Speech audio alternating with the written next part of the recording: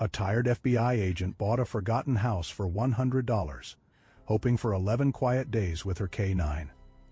But Rin froze at the door, staring into a dark corner. No one had checked.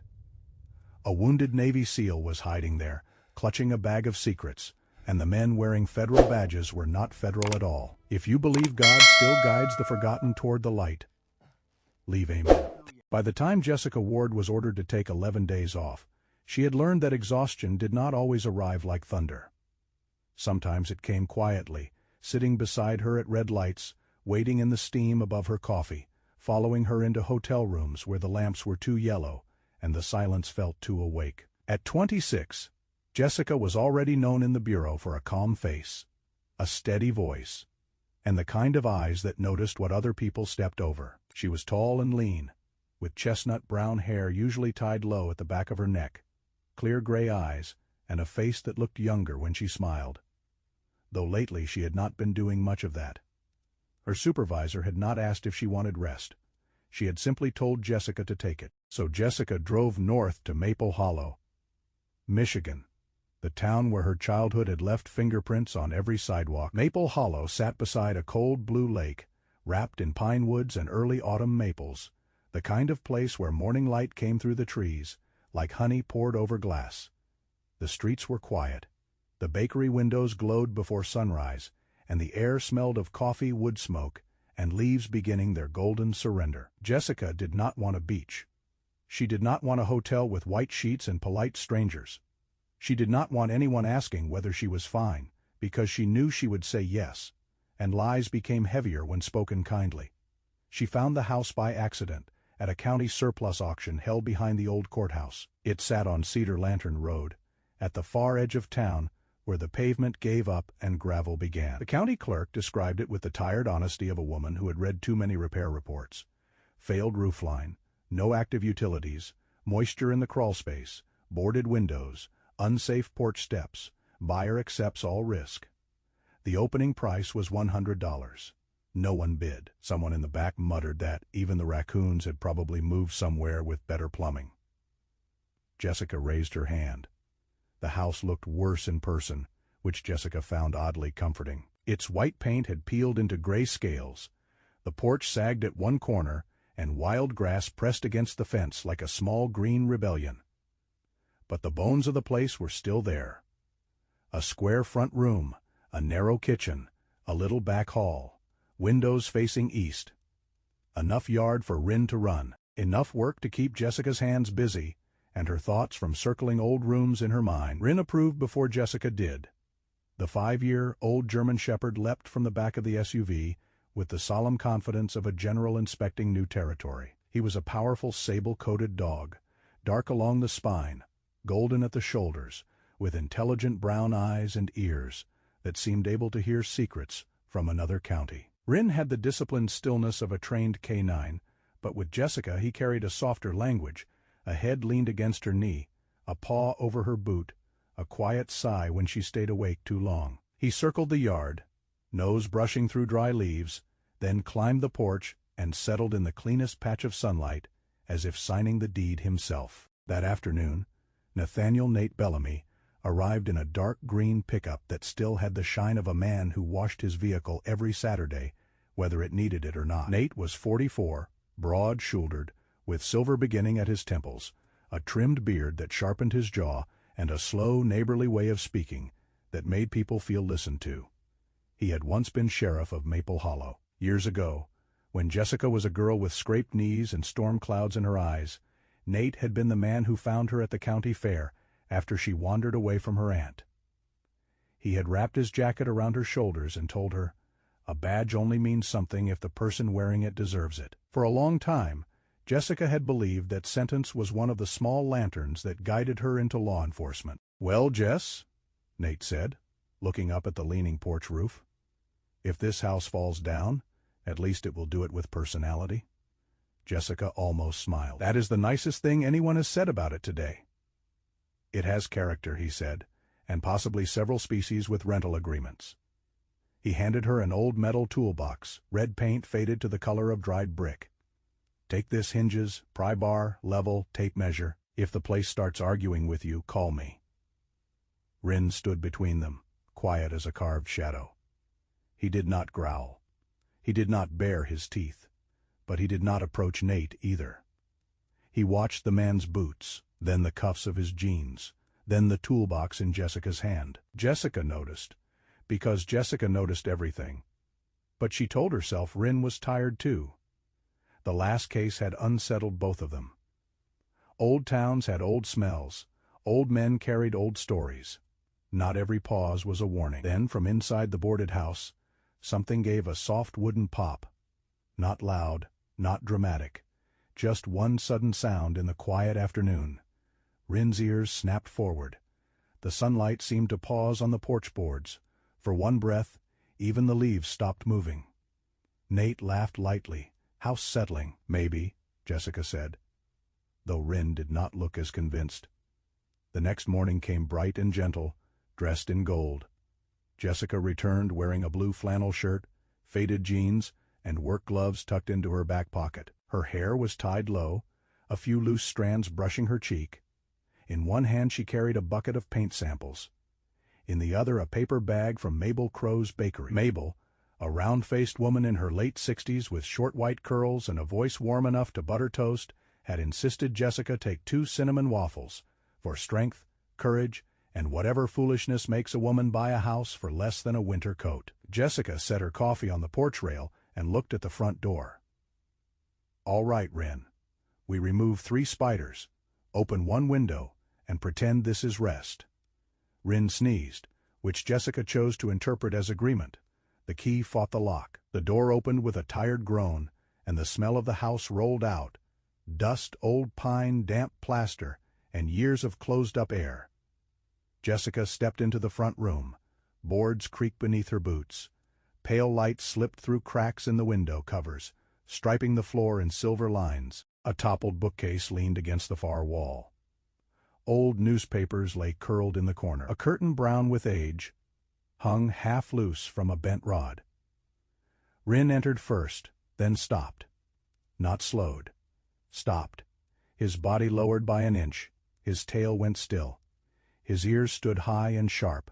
His eyes fixed on the darkest corner behind the fallen bookcase where the torn curtain made a pocket of shadow. Jessica's hand moved by instinct toward the flashlight clipped at her belt. "Raccoon?" she whispered.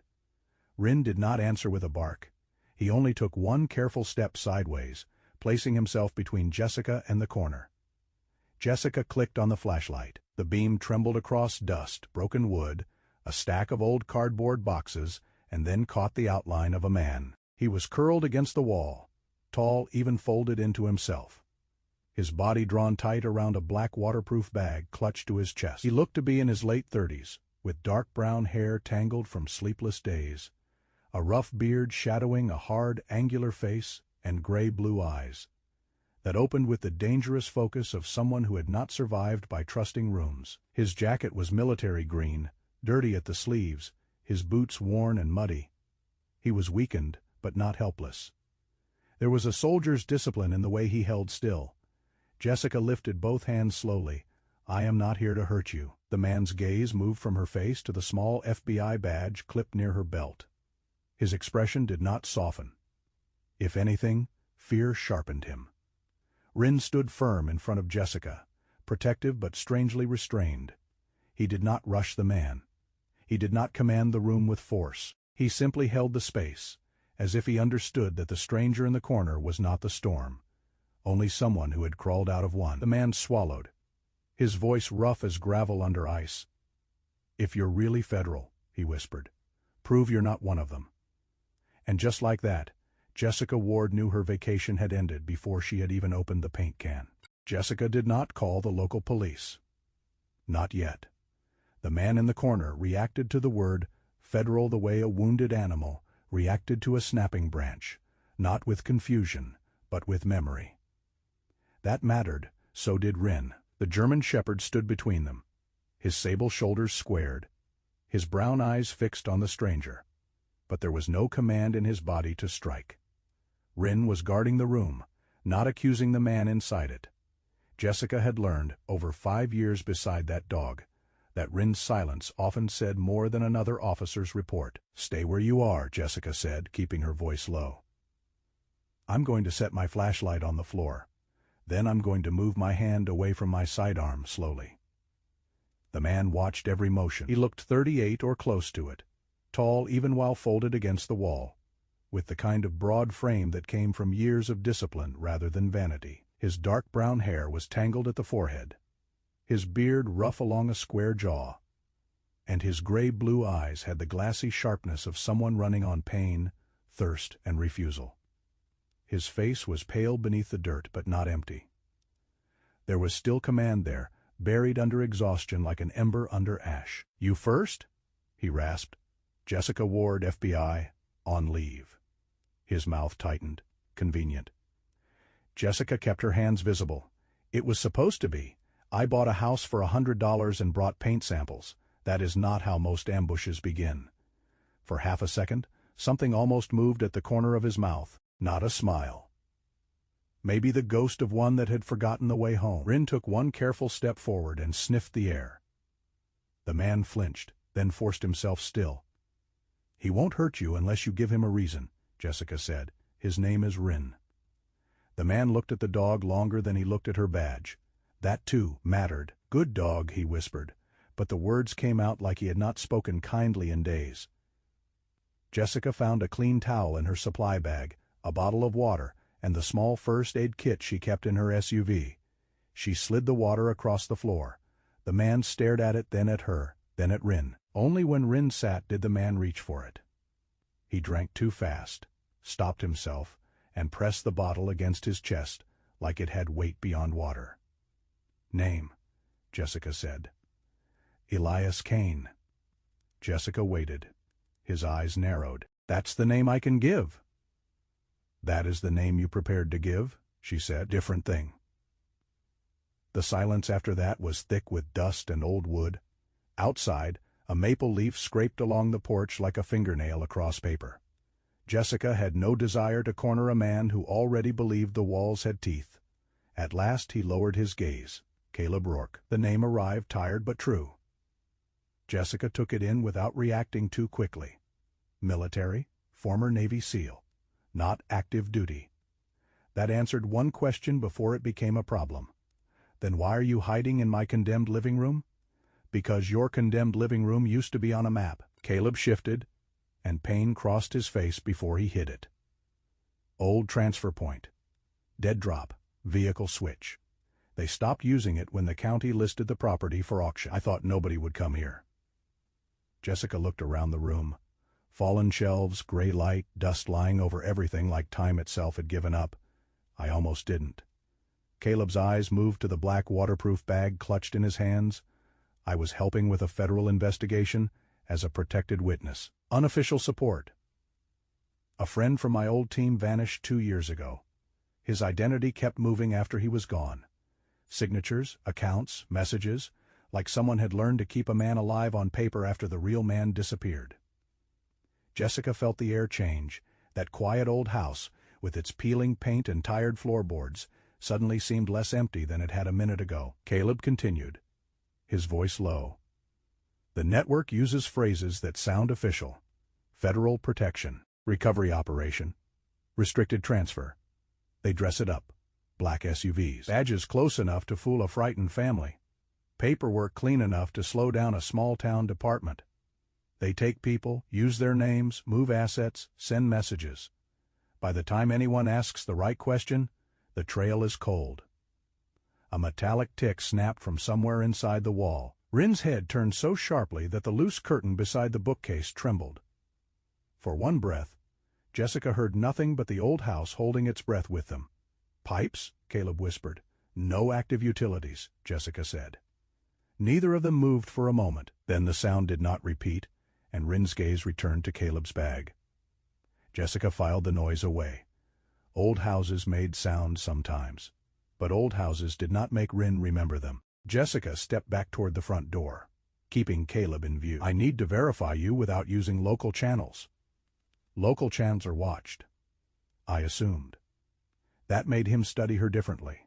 Not with trust yet, but with the beginning of space where trust might one day stand. Jessica went to the porch and called Assistant Special Agent Maren Cole through a secured line. Cole was a compact woman in her early 50s with iron gray hair cut at her jaw and a voice that could make a room sit straighter.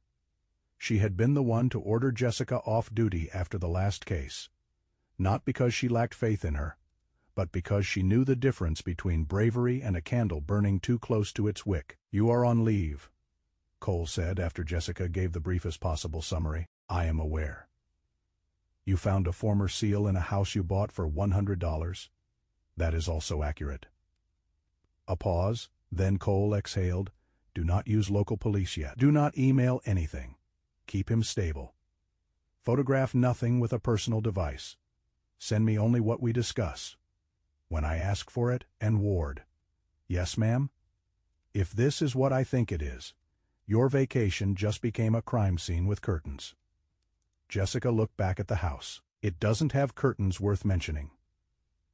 "Then be grateful for small mercies." Inside, Caleb had opened the waterproof bag. He placed the items on an old sheet Jessica spread across the floor, a bent badge with cheap weight behind polished shine, photographs of black SUVs taken through rain, streaked glass, a list of 11 names, a half-finished plastic credential, a strip of blue sealing tape, and a small USB hidden inside an empty pill case. The objects looked ordinary in the way dangerous things often did when stripped of ceremony. Rin approached the bent badge. He did not touch it. He sniffed the edges, the back, the hinge, then lifted his head and went still. Jessica watched his nostrils move. Not paper, not metal, something else, adhesive. Heated plastic, a chemical bite beneath the dust. Then Rin turned and walked out. Jessica followed him through the sagging kitchen, past the back door, and into the yard. Caleb came after them slowly, one hand against the doorframe. Rin crossed the grass to an old half, filled well near the fence line. The stones were mossy, the cover warped, the ground around it patched with weeds. Rin lowered his nose and scraped once at the soil. Jessica knelt and dug with a flat piece of broken wood. 2 inches down, she uncovered a small burned piece of plastic and a twist of blue cord. Caleb's face changed. "That's the same material? The badge? The credentials? The seal strips? They burn what they don't use." Jessica held the plastic carefully in the towel. The morning sun touched it, and the little blackened fragment looked almost harmless. That was the trouble with evidence. It rarely arrived wearing a crown. Sometimes it came as a speck of ruin under a dog's paw. "This house wasn't just a hiding place," Jessica said. "No," Caleb answered. "It was part of the route." Jessica thought of Nate Bellamy standing on her porch with his faded red toolbox, smiling like the past had clean hands. She did not want that thought, she did not invite it, but it came anyway. "Nate Bellamy gave me tools yesterday," she said. "Former sheriff. Family friend." Caleb went quiet too long. Jessica looked at him. "Say it." "I don't know if Bellamy is the man," Caleb said. "I only know someone in this town has been opening doors for them." Rin remained beside the old well, nose lifted toward the pine woods beyond the fence. He did not bark. He simply stared into the trees as if the real path had not ended at the house at all. It had only passed through, carrying someone's fear with it. And Jessica, who had come home to repair a porch and quiet her own heart, understood that Cedar Lantern Road had been waiting for more than paint. By late afternoon, the 11 names from Caleb's waterproof bag had spread across the old kitchen table like a quiet jury. Jessica had cleaned enough dust from the surface to make room for a notepad, Caleb's photographs, the bent badge, and her laptop running through a secure connection Maren Cole had approved. The house around them still smelled of damp pine and old plaster. But now there was something else in the air too. The sharp, invisible pressure of a pattern beginning to show its face. Caleb sat near the window where he could see the yard and the road at the same time, one arm resting carefully against his side, his broad shoulders still held with military discipline, even as fatigue pulled at his face. Rin lay beneath the table, not sleeping, his sable ears turning at every sound from the woods. Jessica moved name by name, checking public records, local reports, property transfers, and thin little traces people left behind when they vanished from ordinary life. 3 had moved voluntarily. 2 had entered private protection. One had signed over a small lake cabin after sending a message to his niece saying he was fine. Another had closed a bank account from 3 counties away. On paper, they were all still moving. In the real world, none of them had been seen clearly afterward. Then Jessica reached the 11th name and went still. Evelyn Hart, 58, former head librarian of Maple Hollow Public Library. Widow, no children. Known volunteer at the church book sale, the Veterans Reading Program, and the town's winter coat drive. Jessica did not need a file to remember Evelyn. She remembered a tall, slender woman with warm brown skin, silver-threaded black hair always pinned neatly at the back of her head, and narrow reading glasses that slid down her nose whenever she was pretending not to notice a lonely child hiding behind the history shelves. Evelyn had possessed the rare kindness of someone who never made rescue feel like rescue. When Jessica was 9, she would sit in the library until closing because home was complicated, and silence was easier than explaining. Evelyn would place a small cup of cocoa beside her and say, "There you are, little storm cloud. I saved you the chair by the window." She never asked questions Jessica could not answer. She simply made room. "She's local?" Caleb asked. Jessica nodded, still looking at the name. "She helped raise half this town without ever having children of her own." Caleb's expression softened with understanding.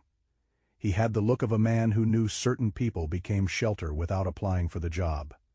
Jessica pulled up Evelyn's recent activity. 11 days earlier, Evelyn had supposedly left Maple Hollow to assist a federal recovery operation connected to an old Veterans Fund inquiry. Her phone had sent polite updates every day. Her library email had filed a leave request.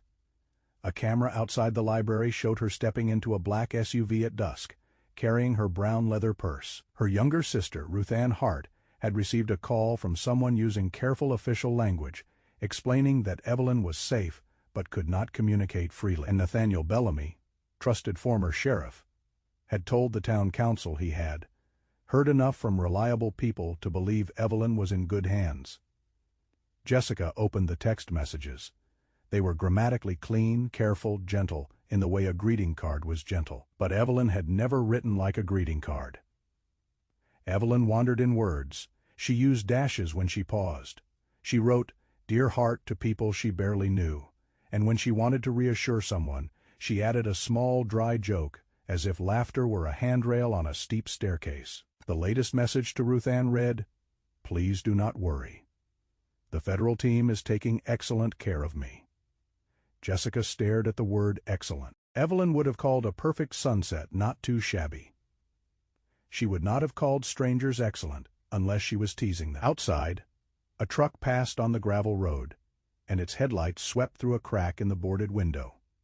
For one cold second, the light crossed Caleb's face, caught the bent badge on the table, and made the cheap metal flash, like something holy trying to impersonate a star.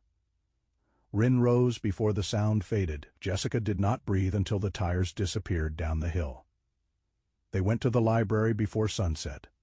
Maple Hollow Public Library sat 2 streets from the lake, a red brick building with white trim, tall windows, and a copper weather vane shaped like a loon. Inside, the air carried the old perfume of paper, lemon oil, and polished oak.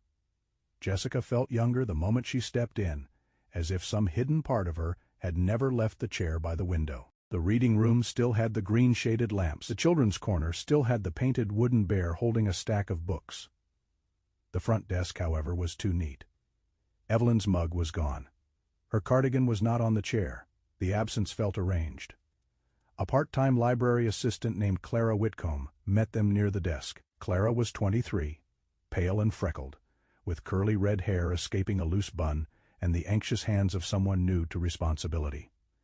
She wore a mustard cardigan and kept pushing her sleeves up, then pulling them down again. Jessica remembered her vaguely as one of the teenagers who used to shelve books for summer credit. Clara whispered that Evelyn had seemed worried before she left, but not frightened. "She said some old records were mislabeled," Clara said. "She told me not to touch the local archive drawer until she came back." Then Mr. Bellamy came by, and they talked in the back room. He looked serious, but he always looked serious, you know, like a church bell learned to walk. Rin did not go to Evelyn's desk. He crossed the reading room, nose low, and stopped at the local history cabinets near the back wall. One drawer sat locked, but not cleanly. The brass faceplate had a fresh scratch near the keyhole. Jessica used gloves and opened it with the spare key Clara found in Evelyn's desk calendar. Several folders remained: property maps, town council minutes, veterans memorial programs, elder assistance grants. But 3 folders had been thinned. Pages were missing from records tied to North Star Veterans Relief Fund and a private security contractor called Bellamy Civic Protection. Nate's company. On paper, Bellamy Civic Protection helped seniors avoid fraud, assisted veterans with benefit paperwork, and coordinated with larger agencies when necessary. It sounded noble enough to earn trust. It also sounded vague enough to hide a doorway. Jessica did not let herself jump ahead. Nate had been family. Adjacent. A man from childhood, a man with a jacket around her shoulders at the fair. Memory, she knew, could make a person defend a door long after something dark had walked through it. Rin sniffed a cream-colored envelope marked Federal Hold, Private Review. His nostrils worked along the glued flap. He gave a low sound. Not a growl. Exactly. More like a question with teeth. Jessica caught it too when she lifted the envelope close. Plastic adhesive, warmed laminate, the same chemical bite from the false credential, and the burned fragment near the old well. Before they left, Mabel Crow entered with a pie box balanced on one hand and a paper bag hooked over her wrist. Mabel was in her late 60s, short and soft around the middle, with white curls, apple-red cheeks, and a voice that could make bad news feel briefly survivable. She had brought apple hand pies for the library volunteers because, as she announced, grief and paperwork both go better with butter. She hugged Jessica too tightly, then fed Rin a plain biscuit after asking his permission, as if he were a retired judge. While Clara fetched napkins, Mabel mentioned, almost casually, that Nate Bellamy had asked about Jessica's schedule the day after she bought the Cedar Lantern house. "Just being neighborly, I suppose," Mabel said. "Wanted to know if you were staying out there alone." I told him alone is a funny word for a woman with that much dog. Jessica smiled, but the smile did not reach her chest. Back in Evelyn's small office behind a row of old card catalog drawers kept for nostalgia, Jessica found a blue tin box. Inside were little scraps Evelyn had saved over decades. Thank you notes, children's drawings, library cards, pressed leaves used as bookmarks. Near the bottom lay an old card with Jessica's name written in Evelyn's careful hand. Jessica Ward, Little Storm Cloud, likes storm books, hates asking for help. For a moment, Jessica was 9 again, holding Coco with both hands, trying not to cry because Evelyn had noticed, without asking her to explain. That night, back at the $100 house, Jessica sat at the kitchen table while Caleb rested on a blanket near the wall, and Rin watched the dark window. Her phone buzzed once. The message came from Evelyn's number. "Stop looking for me. Little Storm Cloud." Jessica felt the room narrow around those words. Whoever had written them had found Evelyn's tin box. Whoever had written them had touched a memory that was never theirs to use. But that was exactly why Jessica knew Evelyn had not sent it. Evelyn would never turn tenderness into a warning. Jessica lowered the phone. Rin came to her side without being called, pressing his head gently against her knee. Caleb looked at the screen, then at her face. Jessica's voice was quiet, but the old softness had left it. "Evelyn isn't being protected," she said. "She's being replaced." And for the first time since coming home, Jessica let herself ask the question she had been avoiding. If Nate Bellamy had confirmed Evelyn was safe, then who had confirmed it to him? Maple Lantern Weekend arrived in Maple Hollow with strings of amber lights, paper lanterns swaying from maple branches, and the soft, cheerful stubbornness of a town determined to look beautiful, even while one of its kindest women was missing. Around the lake, booths had been set up with plaid tablecloths and hand-painted signs. Children carried cider in paper cups. Older couples walked slowly beneath the lanterns, pointing out the best pies as if judging a sacred contest. The air smelled of cinnamon, fried dough, wet leaves, and coffee strong enough to wake a sleeping barn. Jessica stood near the library fundraiser booth with Rin at her left knee, watching the town glow as if nothing dark had slipped beneath its floorboards. She had slept less than 2 hours. Caleb remained hidden at the $100 house, resting with the curtains pulled and the doors locked, while Maren Cole waited for verified details before moving a federal team into Maple Hollow. Jessica understood the caution. A wrong move would make Evelyn vanish deeper. A loud move would warn whoever had built the lie. But standing under those warm lanterns, watching neighbors laugh beside the lake, Jessica felt the strange sorrow of knowing that evil did not always arrive wearing a dark coat. Sometimes it stood near the pie table and shook hands. Nathaniel Nate Bellamy stepped onto the small wooden stage beside the library booth, just after sunset. He looked exactly as Maple Hollow wanted him to look. Steady, familiar, honorable. His dark wool coat fit neatly across his broad shoulders. His silver-touched hair was combed back, and his trimmed beard framed a face that had learned how to look grave without looking cold. Men like Nate did not need to raise their voices. They had spent years being listened to. The town quieted for him the way it quieted for church bells. Mabel Crow, round, cheeked and bright-eyed beneath a knitted red scarf, stood beside a tray of apple hand pies and wiped her hands on her apron. That man could announce a flat tire, and folks would bow their heads, she murmured to Jessica. It was meant as affection. It landed somewhere else. Nate spoke about Evelyn Hart as if each word had been chosen with care. He called her the memory of Maple Hollow written in paper and ink. He reminded the crowd of the children she had taught to love books, the veterans she had helped fill out benefit forms, the widows she had driven to appointments when winter roads turned mean. His voice warmed at the right moments and lowered at others. People nodded. A few wiped their eyes. Jessica wanted to believe him. That was the painful part.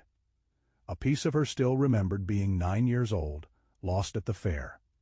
Nate's jacket around her shoulders, his voice telling her the world could still be trusted if good people stood watch. But Rin did not watch Nate's face. Rin watched his boots, then the dark coat folded over the back of the chair near the stage. The German shepherd's body remained calm, yet his attention had sharpened into something almost painful. Jessica rested one hand on his head, and Rin did not lean into her touch. A lantern string snapped above the crowd with a dry little crack, and one paper lantern dropped, spinning through the cold air like a falling ember before landing harmlessly in the grass. Everyone laughed in relief. Rin did not. His ears pinned forward, and across the brief gap of moving bodies, Jessica saw a man in a gray coat staring directly at her. He was not from Maple Hollow. Jessica knew that before he spoke. The man was in his late 30s, narrow-faced, clean-shaven, except for a faint shadow along his jaw, with pale blonde hair cut too short, and eyes that moved without warmth. His clothes were ordinary enough to disappear in a crowd, but his posture was not. He stood like someone who expected doors to open before he touched them. When the speech ended, and people drifted toward cider and pie, he approached Jessica with a flat smile. "Agent Ward," he said, not loudly. "I was hoping we could speak privately." Rin shifted half a step forward. The man looked at the dog, then wisely kept his hands still.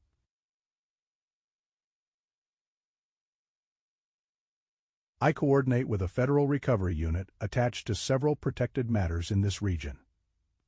He did not say FBI. He did not say Marshal. He offered only Fogg dressed as authority. Martin Vale's face was handsome in a thin, forgettable way, the kind made for security cameras and witness statements that disagreed with one another. He handed Jessica a card with a blue seal printed at the top and the words Northline Recovery Liaison. Beneath that, in smaller type, was a partnership line naming Bellamy Civic Protection. Jessica glanced at the card but did not take her eyes fully off him. "That is a lot of words for a simple job title." Martin's smile held. "Some matters require discretion." "Evelyn Hart?" "Mrs. Hart is safe. Your continued interest may compromise restricted movement protocols." The phrase sounded polished and empty. Jessica let the silence stretch. Rin leaned closer to Martin's coat sleeve and breathed once, deep and slow. His lips did not lift, but a low sound gathered in his chest. Jessica caught it too. Faint beneath the cider and lantern smoke, chemical adhesive, warmed plastic, the same sour edge from Caleb's bent badge, and the false envelope in Evelyn's archive drawer. Martin stepped back. "Control your dog." Jessica's voice stayed mild. "He is controlled. That is why you still have your sleeve." Martin left soon after, moving through the festival toward a black SUV parked beyond the old boathouse road. Jessica did not follow closely enough to be seen.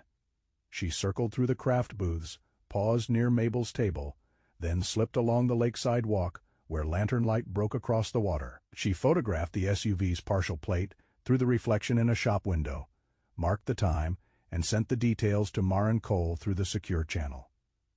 She did not go inside the old boathouse property. She did not chase. She had learned long ago that patience was not the same as fear. Across the road, Martin's SUV rolled away toward the northern warehouse district, its taillights red and small beneath the lanterns. Mabel found Jessica near the library steps with a paper bag of hand pies. The older woman's humor had dimmed, replaced by a worried softness. "Nate asked after you again," she said. "Wanted to know if you were staying out at that house alone." "I told him alone is a strange word for a woman with Rin." Jessica kept her tone easy. "When was that?" "Morning after you bought it. He also helped Evelyn with some old library fund papers a few days before she left. Said she was confused by the forms. Evelyn Hart confused by paperwork." Mabel shook her head. That woman could find a misplaced comma in a snowstorm. The next morning, Nate came to Cedar Lantern Road with another toolbox and a paper sack of dog biscuits. He looked tired in the clean, noble way people looked when they wanted their concern noticed, but not questioned. "Heard you were at the Lanterns," he said, setting the box on the porch. "Thought you might need these before winter gets serious. Basement hinges are bad in that place." He offered Rin a biscuit. Rin looked at the biscuit, then at Nate, then sat without taking it. Nate chuckled, but the sound had a thin edge. "Still all business, huh?" Jessica smiled just enough. "He has standards." Nate's eyes moved over her face, gentle as a hand on a shoulder. "You sleeping at all, Jess?" For one breath, he was the old Nate again, the man from the fair, the man with the jacket. Jessica hated how badly she wanted that man to be real. After he left, Rin walked to the toolbox and scratched once at the lid. Jessica opened it carefully. Wrenches, hinge pins, a level, folded cloths, and beneath one cloth, a roll of blue sealing tape tucked too neatly into the corner. It looked ordinary. It was not. Rin lowered his nose to it and gave the same quiet warning he had given at the library. Jessica sealed it in a bag, photographed it, and sent the image to Maren. 15 minutes later, Cole replied, "Partial plate from black SUV links to a shell vendor used by Bellamy Civic Protection. Do not confront Bellamy." The house seemed to grow colder after that. Jessica took Rin down to the basement, following a draft that moved through the floorboards. The basement was low, damp, and lined with fieldstone, smelling of wet earth and rusted nails. Near the old stair support, Rin stopped. He scraped gently at a gap between two boards. Jessica knelt, worked her flashlight into the crack, and saw something pale caught under the wood. With tweezers from her kit, she drew it free. A small pearl button, scratched along one side, still threaded with a wisp of blue yarn. Jessica closed her eyes for a moment. She had seen Evelyn wear that blue cardigan in the library photographs, the one with pearl buttons and sleeves always pushed above her wrists. Evelyn had been in this house. Jessica looked up through the basement beams toward the rooms above, toward the porch where Nate had stood smiling with borrowed tools and careful concern. The truth did not arrive all at once. It came like cold water under a door. First a line, then a spreading dark. Nate Bellamy had known more about the $100 house than he had ever admitted, and somewhere between the festival lights and the basement dust, Jessica understood that the man who once taught her to respect a badge might have helped build a world where badges could be borrowed, printed, and used like keys. By the time Jessica spread the evidence across the old kitchen table again, the $100 house no longer felt like a project. It felt like a witness. The burned plastic from the well, the blue sealing tape from Nate's toolbox, the pearl button from the basement floor, Caleb's bent badge, the partial plate tied to Bellamy Civic Protection, the 11 names written in a hand that had tried to stay steady under pressure. All of it pointed in the same direction, though Jessica hated the shape that direction made. Rin sat beside her chair, his sable body still, his brown eyes following every movement of her hands. Caleb leaned against the kitchen counter with a blanket over his shoulders, his gray-blue eyes sharper than his weakened body had any right to allow. The old house creaked around them in the early morning cold, and Jessica thought of Nate Bellamy at the county fair years ago, wrapping his jacket around a lost girl and telling her not to fear the badge, only the person who forgot why he wore it. Back then, the sentence had sounded like a lantern. Now it felt like a blade that had waited years to turn. Maren Cole's voice came through Jessica's secured earpiece just after sunrise.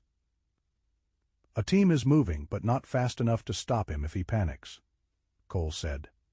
The assistant special agent sounded clipped, controlled, but Jessica had worked under her long enough to hear the concern beneath the iron. "We need confirmation that Evelyn is inside Bellamy's operational site, not just a trail of related evidence. If he has her, he may relocate her. Once he realizes you found the basement trace." Jessica looked at the pearl button in its evidence bag. "He already knows I'm close. Then you observe, you document. You do not confront." Caleb gave a tired laugh from the counter. "She always this obedient." Cole heard him and replied, "Former SEAL Rourke, if Agent Ward becomes creative with my instructions, your job is to remind her she is on leave." Jessica said, "Everyone is enjoying that phrase too much." Caleb placed the USB on the table. "This is not the whole lock. It is half a key. I copied part of the routing table before they caught my signal. The other half sits on a local server. Bellamy Civic Protection keeps a clean front, but the back office runs the phones, forged messages, scan files, movement schedules." He tapped the list of names. "If we can pair this with the server logs, it stops being suspicion. It becomes a pattern." Jessica understood. Without the server, Nate was still a respected former sheriff whose company had sloppy vendors and suspicious associations. With the server, he became the man holding the strings. She did not say that out loud. Some truths were too ugly to give breath before necessary. They reached the Lakeside Warehouse District just before noon. The old boathouse property sat beyond a line of wind, bent pines with the lake shining cold and bright behind it. The front of Bellamy Civic Protection looked almost painfully ordinary. Glass door, blue and white logo, clean waiting chairs, a coffee machine, framed photos of Nate shaking hands at charity events, brochures offering elder fraud prevention, veteran assistance, identity protection, and coordination with appropriate agencies. It was the kind of place a worried widow might enter and feel safer, simply because someone had printed the word protection in navy ink. Jessica remained outside long enough to photograph the entrance, the cameras, the service door, the vehicle tracks, and the side gate. Caleb stayed low in the passenger seat of her SUV, his cap pulled down, while Rin watched the building with a stillness that made Jessica's skin tighten. A gull cried over the lake, sharp and sudden, and the sound struck the warehouse windows like a warning bell. At the same moment, Rin's head snapped toward the rear of the building. The coffee machine inside the office clicked off by itself, and through the glass Jessica saw one light blink out in the empty lobby. The place looked closed. It did not feel empty. Maren cleared Jessica to approach the rear only for documentation. Not entry, but the side gate had not latched. Rin moved first, nose low, silent as smoke over the gravel. Jessica followed. Every step measured, camera running through the approved device Cole had arranged. Behind the neat office was another world.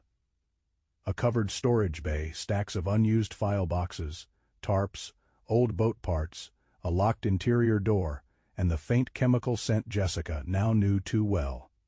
Caleb, against better judgment and worse stamina, followed at a distance. "There," he whispered, pointing to a small black antenna mounted above the storage entrance. "Local network bridge. Short range. Server is inside." Jessica did not answer. Rin had already passed the door and gone to the far wall, where fresh paint covered a panel too smooth for the age of the building. Inside the storage room, after Jessica documented the unlocked rear access and the visible items through the partly open service door, Caleb used his half-key to trigger a brief directory capture from the local network. Names appeared on his small device: Evelyn Hart, Ruthann Hart, George Tillman, Mara Voss, Walter Keane. 11 entries. Some marked transferred, some marked verified, one marked pending relocation. Evelyn Jessica felt the words settle in her chest like stones. On a nearby workbench sat a thermal printer, blank plastic credentials, disposable phones in clear bags, envelopes stamped Federal Hold, Private Review, and scanned signature sheets arranged with chilling neatness. No chaos, no wild villain's den, just paperwork, coffee cups, and a machine-built mask of authority.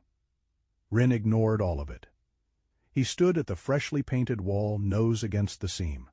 Jessica crouched beside him. The paint smelled new, but beneath it came a human scent. Old fear, wool, library dust, and the faint lavender soap Evelyn had always kept by the restroom sink.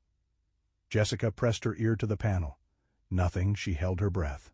Still nothing.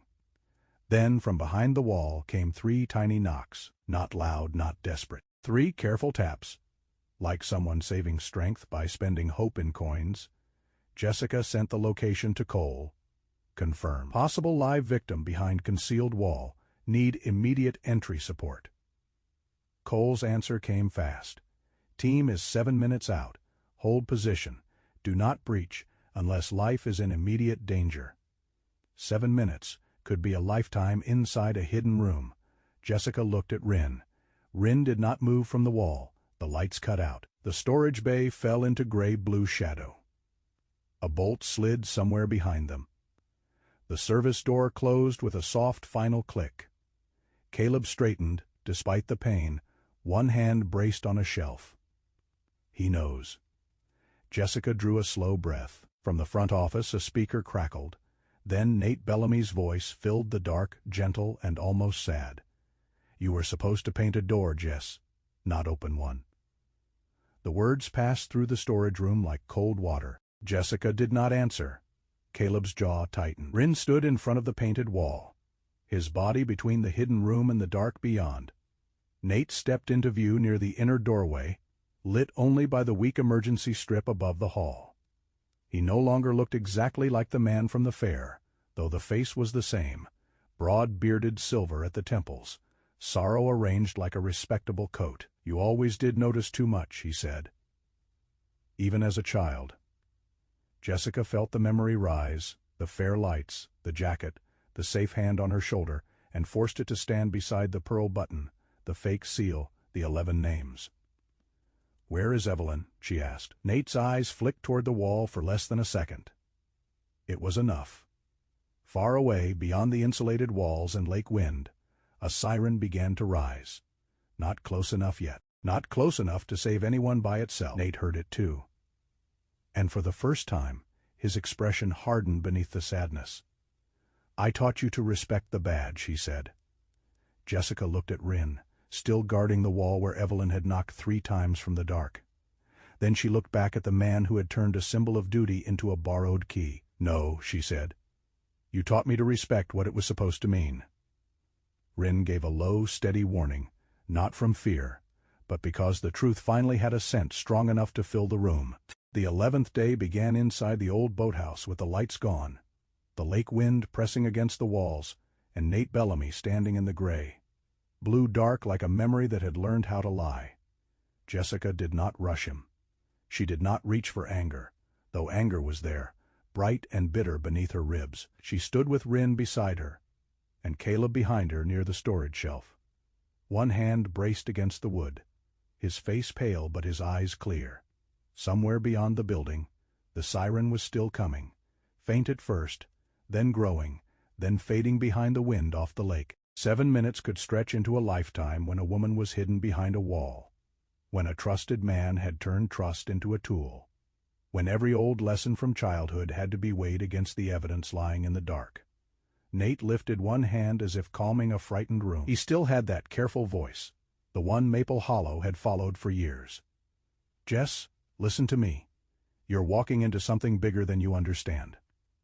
Evelyn was assisting a protected recovery matter. Caleb Rourke is not reliable. His record has been flagged. His own people questioned him before he ran. Caleb gave a low breath that might have been a laugh if he had strength to spare. Jessica did not turn. "Half-truths again," she said.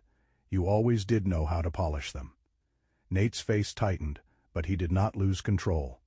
That was what made him dangerous. He was not wild. He was organized sorrow, old pride, and wounded belief, wearing a respectable coat. He told Jessica that federal agencies abandoned people all the time, that local officers were expected to clean up the mess while outsiders took the credit, that families believed a printed seal faster than they believed their own neighbors. "People don't respect duty anymore," he said.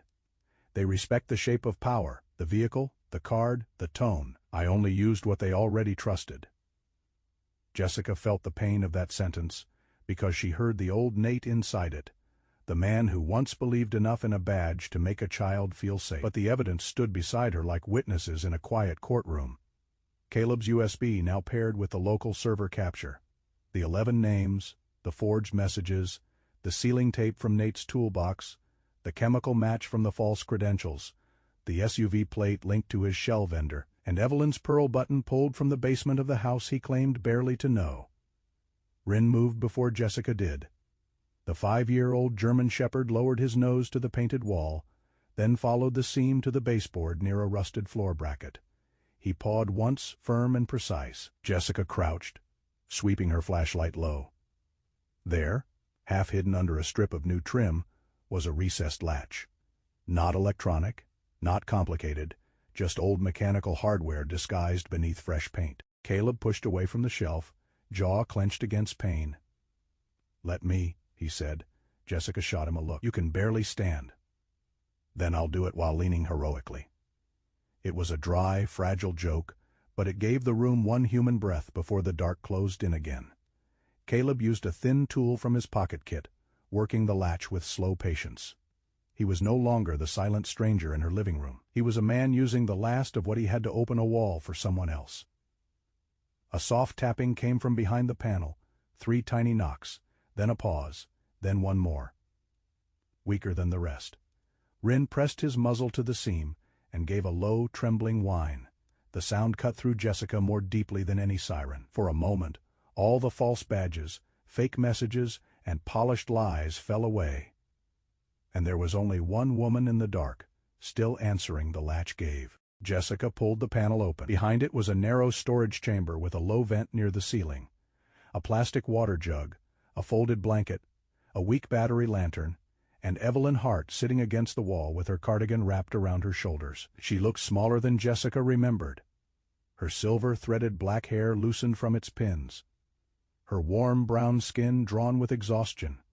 Her reading glasses missing from her face.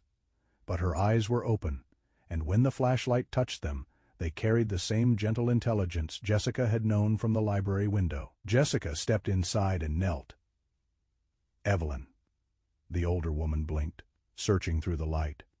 Then recognition softened her whole face. "Little storm cloud," she whispered, her voice thin but still hers. "I knew you'd bring the rain." The words nearly broke Jessica where she stood. The same name Nate had stolen for a threat returned now as a blessing, washed clean by the woman who had first given it. The front doors burst open before Nate could move again. Maren Cole entered with the response team, compact and commanding in a dark field jacket. Her iron-gray hair tucked behind one ear, her face calm in the way of someone who had already made every hard decision before stepping through the door. The agents with her moved quickly, controlled and professional, securing the room, separating Nate from the storage area, sealing the workbench, the printer, the phones, the credential blanks, the files, the server cabinet. Martin Vale was found near the side exit with a burner phone and a stack of printed movement forms in his coat. He did not look nearly as confident once the real badges arrived. Nate did not shout. He watched Jessica as an agent placed restraints on him, and the sadness in his face looked almost genuine, which somehow made it worse. "I did believe in it once," he said quietly. "The badge, the promise, all of it." Jessica stood beside Evelyn while Rin leaned against her leg. "Then you should have remembered what it was for." Nate was not brought down by a dramatic confession. He was brought down by the small, stubborn things he had trusted. No one to connect. A dog's nose, a missing button, a strip of tape, a false message, a partial plate, a server log, A woman who knew how her childhood librarian wrote when she was afraid, and when she was not. Evelyn's statement filled in the rest. She had found discrepancies in old veterans' relief files, questioned Nate about them, and been taken under the language of protection. For 11 days, her phone had spoken without her. Her name had signed forms she had never seen. Her kindness had been used as a door. Now that door was closed. Weeks later, the $100 house on Cedar Lantern Road no longer looked like a place the town had forgotten. Jessica painted the front door the color of lake water under a clear October sky. The porch had new boards. The wind chime by the eave rang softly when the breeze came through the pines. Caleb, steadier now and still quieter than most men, came by to replace the final hinge and insisted he was only staying an hour, which fooled no one. Evelyn arrived with a box of old library books for the reading corner Jessica had started near the east window. Mabel Crow brought cinnamon waffles wrapped in a blue towel and announced that the house finally smelled less like regret and more like breakfast. Then she looked at Rin, stretched in a golden patch of sunlight with his head on Jessica's speckled boot, and declared him the most reliable gentleman on the property. Jessica sat on the porch as evening settled over Maple Hollow. Caleb tightened the last screw in the hinge. Evelyn placed one worn book on the windowsill. Mabel left the waffles where everyone could pretend they were not reaching for them. Rin sighed against Jessica's foot, proud and tired, a guardian at rest. The house had once hidden fear in its corners, and its basement had held a trace of a woman who had nearly been erased. But now the walls held coffee steam, old paper, warm bread, and the quiet mercy of people who stayed. Jessica looked at the blue door and understood that some broken places did not need to be abandoned. They needed honest hands, loyal eyes, and someone brave enough to open them. A house could once shelter darkness, but if the right person opened the door, it could still learn how to welcome the light. In the end, Jessica learned that darkness does not always announce itself with a loud voice. Sometimes it wears a familiar face. Sometimes it borrows a badge, speaks in polite words, and hides behind trust. But she also learned something stronger. Truth has a way of finding. A house bought for $100 became more than old wood and broken hinges. It became a reminder that nothing is truly worthless when love is willing to repair it. A frightened man in a dark corner was not a burden. He was a life waiting to be protected.